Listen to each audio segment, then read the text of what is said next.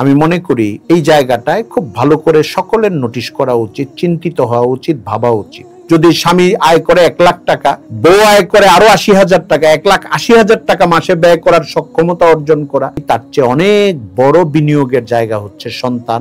সন্তানকে আগলিয়ে নেন। আপনার 2 তলা বাড়ির জায়গায় 1 তলা থাকুক, ব্যাংক ব্যালেন্স 1 কোটির জায়গায় 50 লাখ টাকা থাকুক, আপনার যদি 3 জন বাচ্চা থাকে যারা স্কুল কলেজে পড়ে, মাদ্রাসায় পড়ে, তারা যেন আপনার কাছে সময় পায়, মায়ের কাছে সময় পায়, বাবার কাছে সময় পায়।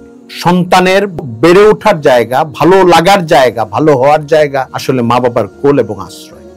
আমি আমার নিজেকে সহ সকল গার্জিয়ানদের, অভিভাবকদেরকে আহ্বান করব, আমাদের দেশের সিংহভাগ মানুষের ধর্ম ইসলাম, আর মানবিকতারও এটা একটা দাবি, ইসলামেরও অন্যতম প্রধান শিখ। আসুন আমরা সন্তানের প্রতি যথাযথভাবে মনোযোগ দিই। আমাদের স্নেহটা যেন কার্যকর, দুনিয়া এবং আখিরাতে কাজে লাগে। সন্তানরা যেন আমাদের কাছ থেকে ভালোবাসাটা পায়, ভালোবাসা দিতে শেখে, মায়া মহাব্বতে বড় হয়। আমাদের অবদানটা তাদের উপরে প্রত্যক্ষ অপ্রত্যক্ষভাবে এতটা বেশি থাকে, সেও যেন তার প্রথম আশ্রয়, নিরাপদ জায়গা হিসাবে মা বাবার জায়গাটাকেই মনে করে। আমরা এরকম মামলার ঘটনা আর দেখতে চাই না। ইংলিশ মিডিয়ামের মেয়ে তার মা বাবার বিরুদ্ধে মুক্তি পাওয়ার জন্য, জুলুম থেকে মুক্তি পাওয়ার জন্য মামলা করবে, এমন ঘটনা দেখতে চাই না। বা এর কাছাকাছি অন্ধকার বা অভিশাপ আমাদের গোটা নগর জীবনকে, শিক্ষিত সমাজকে, উচ্চবিত্ত, উচ্চ মধ্যবিত্ত অথবা আরো নিচে ব্যাপকভাবে মহামারীর মতো এরকম একটা দূরত্বের সম্পর্ক ছড়িয়ে পড়ুক, উশৃঙ্খলতা, অনৈতিকতার একটা বন্ধনহীনতার মধ্যে সবাই নতুন প্রজন্ম চলে যাক, এটা আমরা আশা করতে পারি না।